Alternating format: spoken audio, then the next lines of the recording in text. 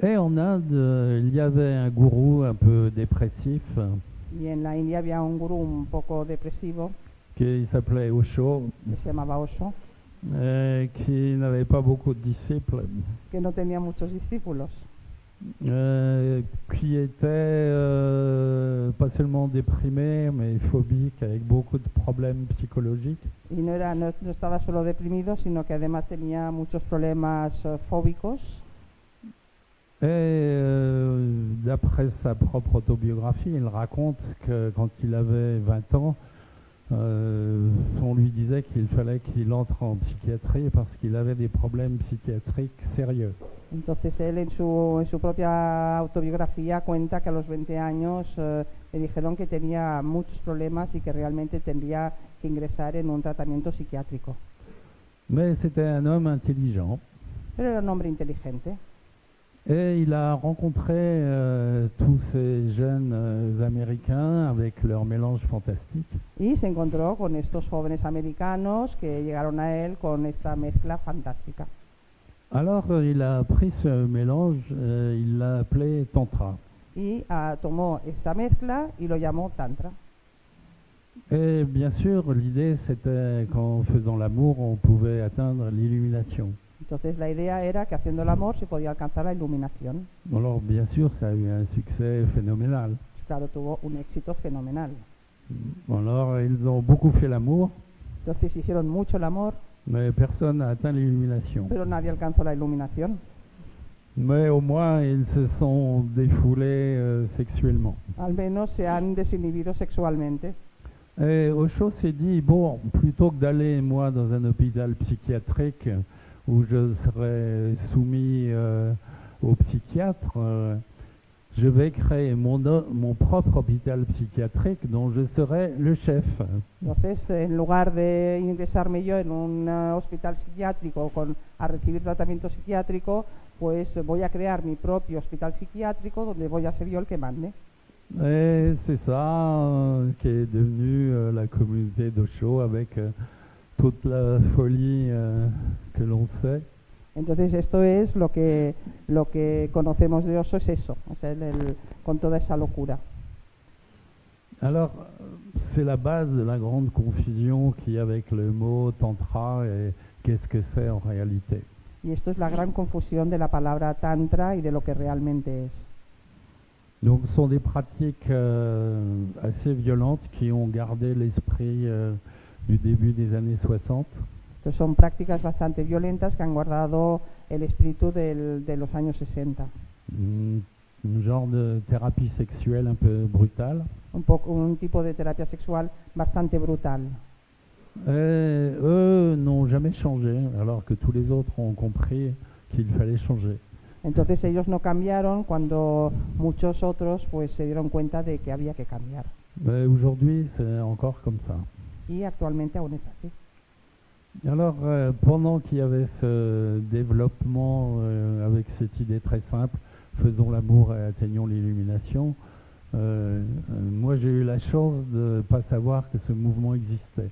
Entonces, mientras había ese movimiento de que en principio haciendo el amor todo se solucionaba, pues yo tuve la suerte de no saber que existía ese movimiento.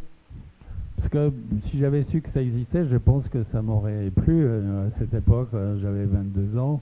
Je me serais dit, bon, s'il suffit de faire l'amour pour atteindre l'illumination, c'est très bien. C'est un peu comme les drogues. On disait la même chose des drogues. Hein. Dans les années 60, on disait, mais pourquoi suivre un chemin spirituel? Il suffit de prendre les drogues et on va atteindre l'illumination. Bueno, yo tuve la suerte de no conocerlo porque seguramente me hubiera adherido, me hubiera enganchado y porque claro, si haciendo el amor me puedo iluminar, pues ¿por qué no? Seguramente me hubiera gustado. Y esto es un poquito como el tema de las drogas, si a través de la droga nos podemos iluminar, ¿para qué seguir otros caminos? Alors, à cette époque, on se droguait beaucoup et on faisait beaucoup l'amour, ce qui était peut-être un début de quelque chose. Entonces en esa época la gente se drogaba mucho y hacía mucho el amor y bueno, pues quizá fue el inicio de alguna cosa. La vie était assez simple, il n'y avait pas le sida. La vida era bastante simple porque no existía el SIDA. On rencontrait quelqu'un qu'on trouvait sympathique, 3 minutes après, on était en train de faire l'amour. Encontrábamos a alguien que nos parecía simpático y al cabo de 3 minutos ya estábamos haciendo el amor.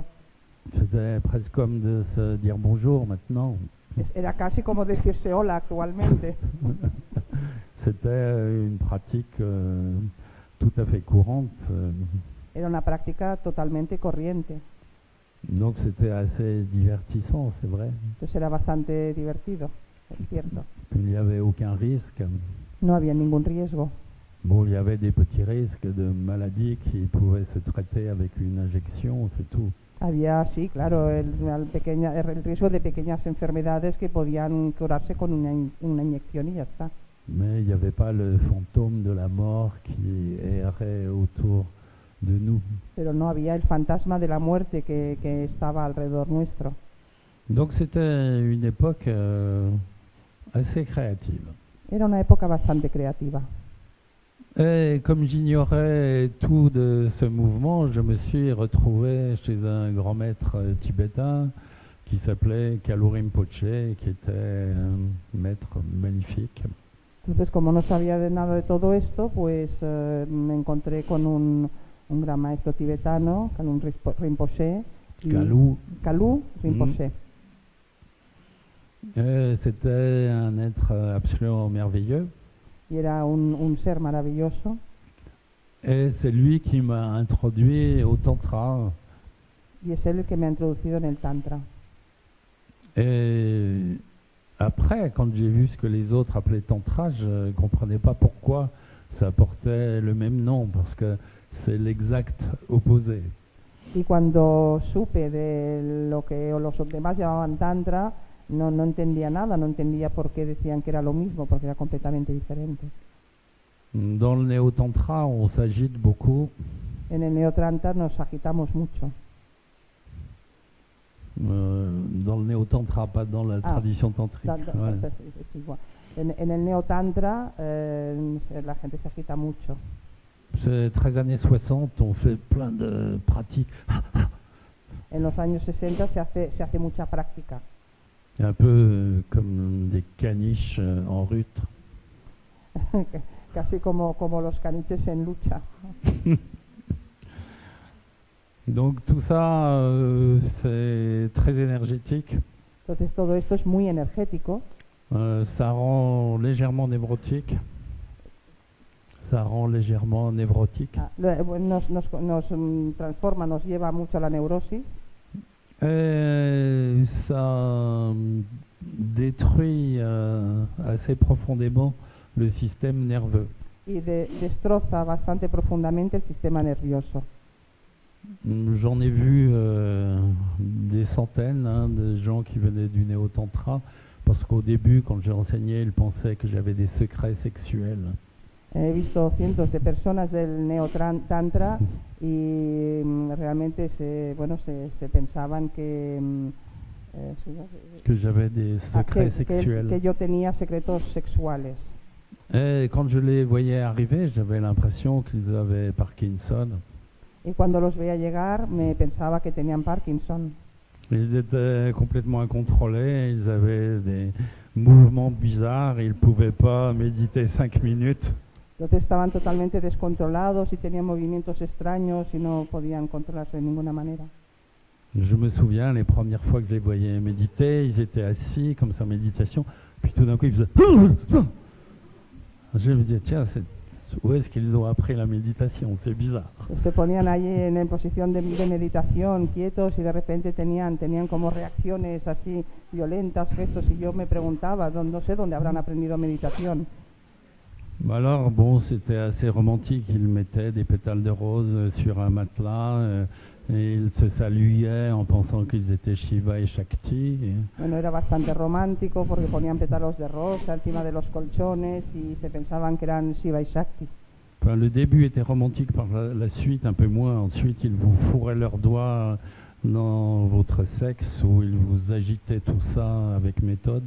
Bueno, al principio era romántico con los pétalos de rosa, pero luego se convertía en violento porque te metían el dedo ahí por el sexo y la verdad es que no era agradable. Il faisait des exercices respiratoires hallucinants. Hacían ejercicios respiratorios alucinantes. Ils étaient émotionnellement totalement perturbés, ils riaient, ils pleuraient, ils riaient, ils pleuraient.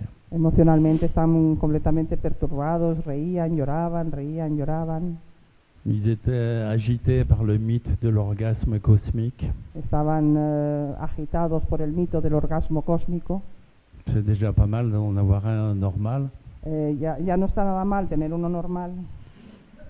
Alors, pourquoi en avoir un cosmique? Entonces, ¿para qué tener uno cósmico?